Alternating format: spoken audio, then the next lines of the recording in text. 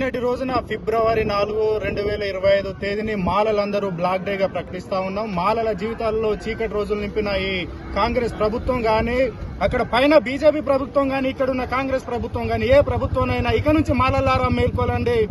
ఏ రాజకీయ పార్టీ మనకు అండగా లేదు. ఏ రాజకీయ పార్టీని కూడా మనం ఉద్ధరించాల్సిన పని లేదు. మనమే ప్రత్యామ్నాయంగా మనమే ఏర్పడి, మనకు తెలివి ఉన్నది, మనకు అన్ని రకాల అవగాహన ఉన్నది కాబట్టి అన్ని పార్టీలను రాజకీయంగా బొందబెట్టి ఇప్పుడు రాబోయే రోజులలో మన సత్తా ఏందో చూపెట్టాల్సిన తరుణం ఏర్పడ్డది.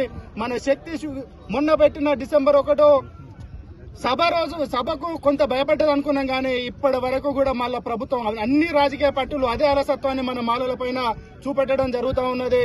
ఖబర్దార్ మనవాదులారా, ఖబర్దార్ అన్ని పార్టీలారా, ఎవరైతే మాలలకు వ్యతిరేకంగా పనిచేస్తున్నారో, మాలల యొక్క అభివృద్ధికి ఆటంకం కలిగించే విధంగా, మాలల యొక్క జీవితాలపై దెబ్బ కొట్టే విధంగా పనిచేస్తే ఏ ఒక్కరినైనా విడిచిపెట్టలేదు. ఇక నుంచి మేము కూడా అన్ని రకాలుగా ఇన్ని రోజులు మేము ఎందుకులే అనుకున్నాం కానీ మేము కూడా ఇప్పటి నుంచి రాడికల్ గా పోతాం. మేము కూడా ఇప్పటి నుంచి అన్ని రకాలుగా యుద్ధాలు చేస్తాం. మాకు ఆ సత్తా ఉన్నది, మా సత్తా ఏందో చూపెడతాం.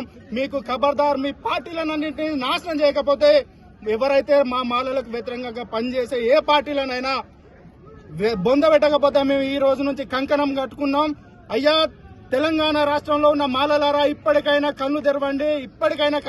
ఉద్యోగులారా, మేధావులారా, మీ మౌనాన్ని వీడని. మీ మౌనమే 30 సంవత్సరాల మౌనం ఈ రోజు మన అధోపాతాళానికి తొక్కడానికి కారణమైంది. ఇప్పటికైనా మీరు నోరు తెరవండి, మీ యొక్క తెలివిని బయట పెట్టండి. ఇప్పటికైనా యుద్ధం ప్రకటించకపోతే రాబేరు నిన్నొకడు అంటాడు మాది 3% ఉన్నదట, ఇప్పటికే 5% ఇచ్చారని. ఆయన అంటే 3% ఉన్న మాలలకు 5% రిజర్వేషన్లు ఎట్లిస్తారని మాట్లాడుతూ ఉన్నారు.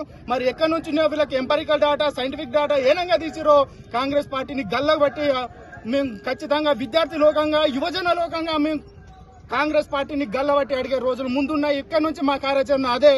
మాకు ఖచ్చితంగా సైంటిఫిక్ డాటా 2001 ప్రత్యేక తెలంగాణ రాష్ట్రంలో విభజన జరిగితే తెలంగాణ ఉమ్మడి ఆంధ్రప్రదేశ్ రాష్ట్రంలో ఉన్న లెక్కలను ఏ విధంగా పరిగణలోకి తీసుకుంటారు?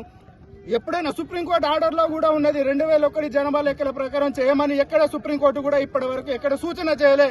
ఎటువంటి సూచనలు చేయకుండా మీరు సుప్రీంకోర్టు ఆర్డర్ను బేస్ చేసుకుని మీ విభజన చేస్తా ఉన్నాం, వర్గీకరణ చేస్తా ఉన్నాం. మీరు సుప్రీంకోర్టు ఎక్కడ సూచించని 2011 సెన్సెస్ ను ఏ విధంగా పరిగణలోకి తీసుకుంటారని మేము ప్రశ్నిస్తా ఉన్నాం.